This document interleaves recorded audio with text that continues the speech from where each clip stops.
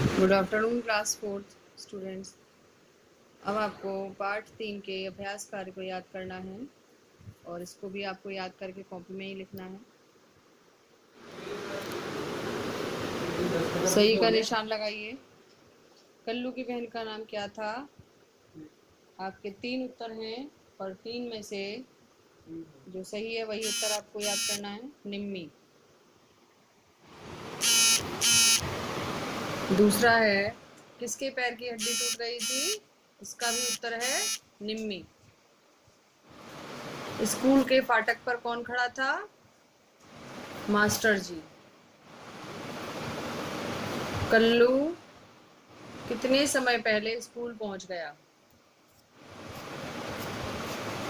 कल्लू कितने समय पहले स्कूल पहुंच गया? आधा घंटा पहले। अब ये देखिए, इसमें एक और एक्सरसाइज है किताब में ही, पाठ 3 की। किसने किससे कहा? किसने किससे कहा?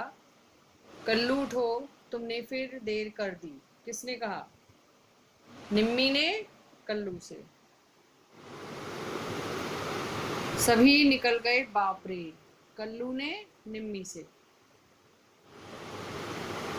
जल्दी करो वरना तुम्हें हफ्ते भर बेंच पर खड़े रहना पड़ेगा।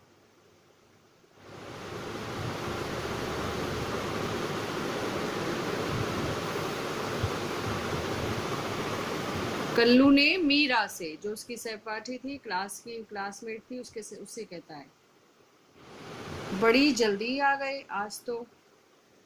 बद्री ने कल्लू से, रास्ते में जो एक उसको व्यक्ति मिलता है, उसने कहा था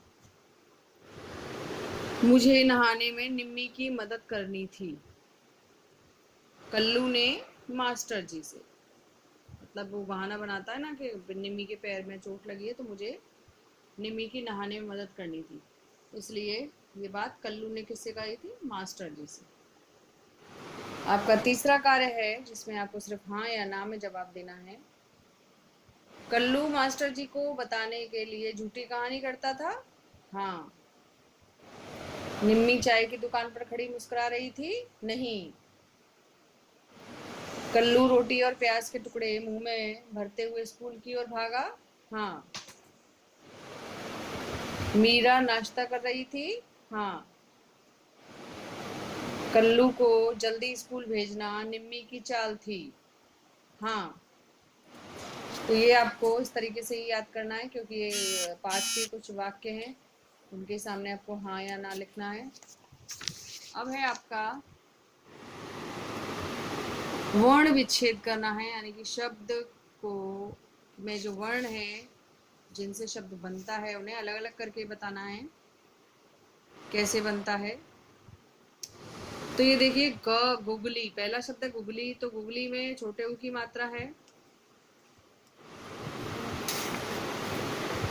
और हर शब्द, हर जो वर्ण होता है, हर एक वर्ण आधा होता है और उसमें एक स्वर जुड़ता है तब वो पूरा बनता है। तो जितना भी हम सारे जो वर्ण बनाएंगे उनके नीचे हम एक हलंत लगाएंगे।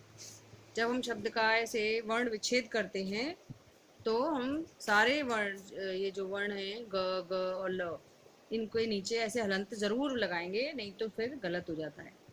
ग पर किसकी मात्रा है? छोटे ऊ की। ग, फिर दूसरा ग, अ, ल, ई। क्योंकि सारे व्यंजन में से अ का स्वर आता है, इसलिए जब इस पर मात्रा नहीं है तो हर एक व्यंजन के पीछे आपको अ लगाना होता है। पाजामा। प आ ज आ म आ। पैर।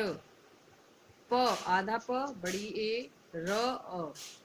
बकरी। ब आधा अ, क आधा अ, र आधा ई। दुकान। द आधा बनेगा उ, क आधा बनेगा बड़ा आ, क्योंकि क पर आ की मात्रा है, न अ।